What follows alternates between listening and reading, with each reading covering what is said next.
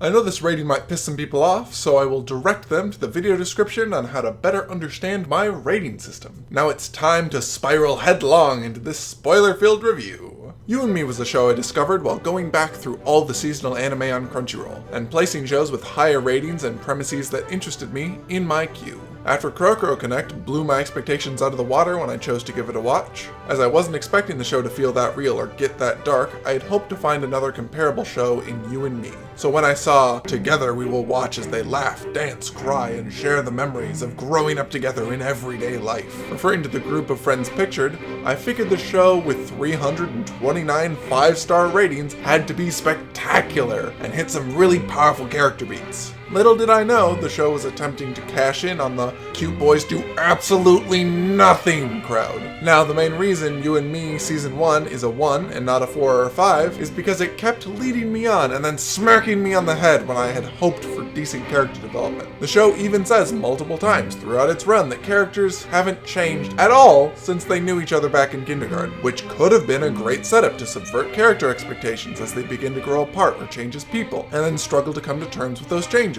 Sadly, the show seems more content with setting up those hooks only for us to learn that characters are about as deep as their initial tropes that were established in episode 1. That isn't to say the first season doesn't have any redeeming qualities, as the third episode, while slow, is still an interesting look at one of the twins, and how they held some deep-seated self-resentment from their childhood.